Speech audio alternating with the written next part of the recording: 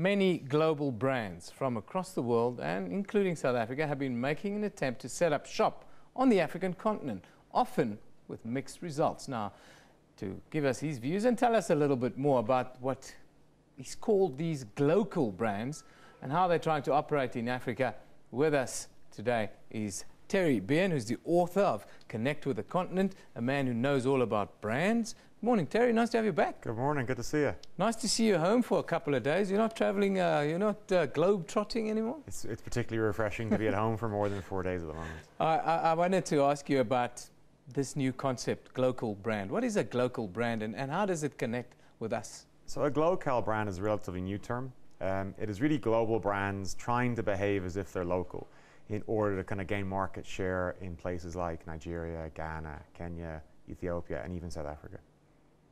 Now, there's a large gap, it seems, between that and what happens on the ground, how a brand perceives the market. Information is often wildly inaccurate on the continent. How do they sort of keep it together? You know, it's a challenge to get accurate information. I mean, if you look at how people or how executives consume information, they're very heavily reliant on what's in print and what's in the media. And if you look at a publication like The Economist has a circulation around 1.5 million readers. You know, it's not particularly positive towards the continent. If you look at a publication like Africa Business, it has a circulation of only 65,000 people, but is a very well-balanced publication. Yeah. So what typically you find is that the information out there is sometimes misrepresented. A brand is nothing without consumers.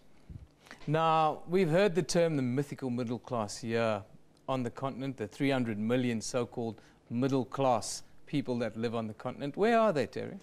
Well, they're a bit of a sort of hypothetical figure. What occurred was some of the consulting firms and audit firms got together and decided they were going to determine there were 300 million people in the African middle class, which is really interesting if you consider the fact there are only 365 million middle class North Americans. So where did all these people come from? Well, here's the irony.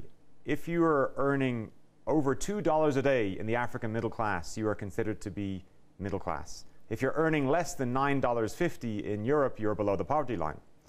So think about the irony. You've got these young, kind of well-meaning Europeans collecting kind of for the poor children of Africa earning less than $1 a day. And across the road, you have executives celebrating the rise of the African middle class, earning more than $2 a day. And the reality is they don't exist. If you're earning $2 a day, you are not by any means middle class. What's more likely is that they've benched it to say there's a benchmark of $20 a day, which kind of puts the African middle class at about 100 million people, which is still a formidable number. But what we found is that a number of brands had responded to that figure, and had come and set up shop based on this mythical figure of 300 million people, finding that they were not there, and some of them are really struggling.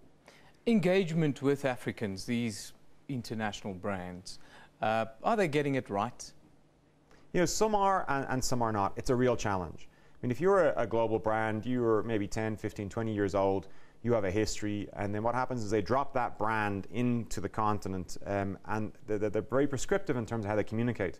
You know, the first thing I do, even when I'm in Nairobi talking to brand managers, is I bring a therapist, because they are distraught. These are young Africans who understand their market, they understand what's happening, they understand what to do, but they're very restricted in terms of how to communicate. So typically what you find is a lot of the international brands just don't resonate with people.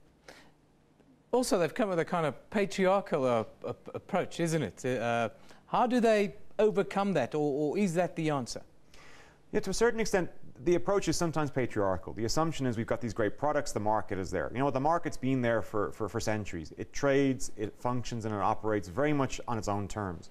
When a new brand comes in, it's less around who you are, it's more what you can do. How are you integrating with our communities? How are you helping us uplift our economy? What are you doing to kind of be relevant to me? And unless an international brand is able to address those questions head on, they're going to remain irrelevant, even though they're spending large sums of money. What about African brands? Where are African brands sitting? What are the success stories, and what are African brands doing right and wrong? So what African brands are doing is they are hitting the mark very well, because they are not inhibited by a global platform. They kind of understand their market, they understand their consumer really, really well.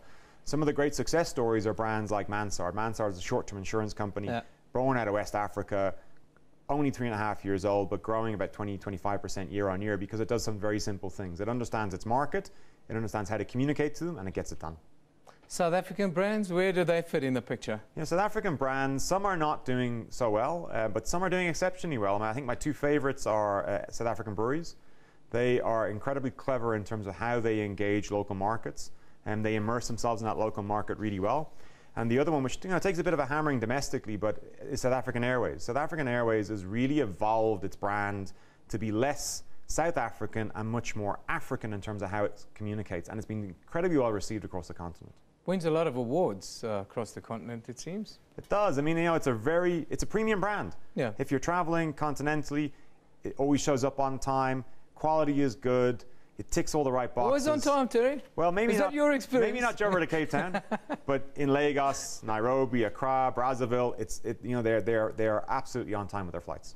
Fantastic. Terry, thanks for joining us, always giving us unique insight into business in Africa.